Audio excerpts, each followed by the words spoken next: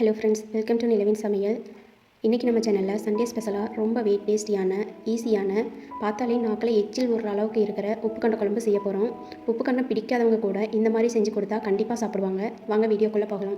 அடுப்பில் கடாய் வச்சுக்கோங்க. கடாய் சூடானதும் 1 டேபிள் ஸ்பூன் அளவுக்கு ஆயில், 1 டேபிள் ஸ்பூன் அளவுக்கு மல்லி சேர்த்துக்கோங்க. அது கூட 3 மிளகாய் காரத்துக்கு ஏற்ற அளவு, கூடவே 5-6 பூண்டு பல் சேர்த்துக்கலாம். இப்போது அடுப்பை மீடியம் ஃப்ளேமில் வச்சு இதை நல்லா கிளறி விடுங்க. மல்லி கருகிடக்கூடாது. இது கூட ஒரு சின்ன பீஸ் பட்டை, கொஞ்சமாக சோம்பு சேர்த்துக்கலாம். நல்லா பழுத்த தக்காளியாக ஒரு 1/2 தக்காளி கட் பண்ணி சேர்த்துக்கலாம். இது கூட தேவையான அளவு உப்பு, ஒரு சின்ன பீஸ் இஞ்சி துண்டு துண்டாக நறுக்கி சேர்த்துக்கிட்டு 1 கைப்பிடி அளவுக்கு தேங்காய் சில்லு சேர்த்துக்கலாம். இப்போ இதை நல்லா கிளறி எடுத்துக்கலாம். அடுப்பு முக்கியமாக மீடியம் ஃப்ளேம்லேயே வச்சுக்கோங்க.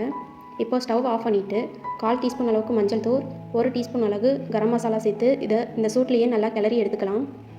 இப்போது இதை ஆற வச்சு மிக்ஸி ஜாரில் சேர்த்து நல்லா பேஸ்ட்டாக அரைச்சி எடுத்துக்கலாம். இப்போது உப்புக்கண்ட குழம்பு ரெடி பண்ணலாம். பாத்திரம் சூடானதும் தேவையான அளவு ஆயில், 1/2 டீஸ்பூன் அளவு கடுகு நல்லா பொரிஞ்சு வந்ததும் ஒரு 3 கொத்து கருவேப்பிலை சேர்த்துக்கலாம். கருவேப்பிலை நல்லா பொரியட்டும். இப்போது ஒரு 2 கைப்பிடி அளவுக்கு சின்ன வெங்காயம் நல்லா பெரிய சைஸில் இருந்தால் நறுக்கி சேர்த்துக்கலாம். குழம்புக்கு சின்ன வெங்காயம் ரொம்பவே நல்லாயிருக்கும். இது கூட வெங்காயத்துக்கு தேவையான அளவு மட்டும் உப்பு சேர்த்துக்கிட்டு வெங்காயம் நல்லா ஒரு பாதி அளவு வதங்கினா போதும். ரொம்பவே கண்ணாடி பதத்துக்கு வதங்கக்கூடாது.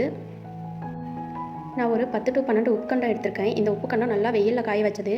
இந்த உப்புக்கண்டத்தை இஞ்சி பூண்டு இடிக்கிற உரலில் லைட்டாக நசுக்கி எடுத்துக்கிட்டா தான் குழம்புல நல்லா வெந்து வரும்.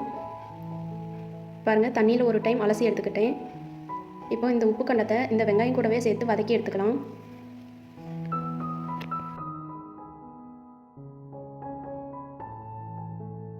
உப்புக்கண்டத்தை எண்ணெயிலேயே ஒரு 3 to 4 மினிட்ஸ் நல்லா வதக்கிக்கலாம். உப்புக்கண்டத்தை வெயிலில் நல்லா காய வச்சதுனால ரொம்ப கெட்டியாகவும் ட்ரையாகவும் இருக்கும். இந்த மாதிரி ஆயிலில் 3 to 4 மினிட்ஸ் வதக்கும்போது உப்புக்கண்டம் ஓரளவுக்கு சாஃப்ட் ஆயிரும். குழம்புல நல்லா வெந்துடும். இப்போ இது கூட நம்ம அரைச்சி வச்ச பேஸ்ட்டை ஆட் பண்ணிக்கலாம்.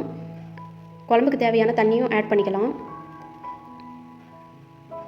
இது கூட குழம்புக்கு தேவையான அளவு உப்பு சேர்த்துக்கிட்டு நல்லா கிளறி விட்டு ஒரு தட்டு வச்சு மூடி வச்சிடலாம்.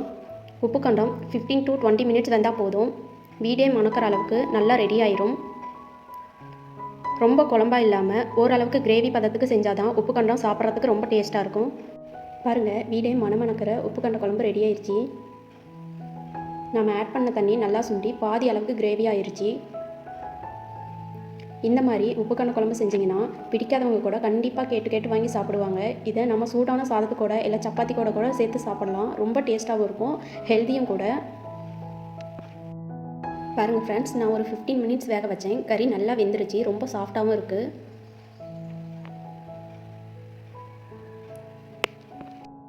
ஓகே ஃப்ரெண்ட்ஸ், இதே மாதிரி ஹெல்த்தியான டேஸ்டியான ரெசிபீஸ்க்கு நம்ம நிலவின் சமையல் சேனலை சப்ஸ்கிரைப் பண்ணிக்கோங்க. உங்கள் ஃப்ரெண்ட்ஸுக்கு ஷேர் பண்ணுங்கள் அண்ட் லைக் பண்ணுங்கள். அடுத்த வீடியோவில் பார்க்கலாம். தேங்க்யூ.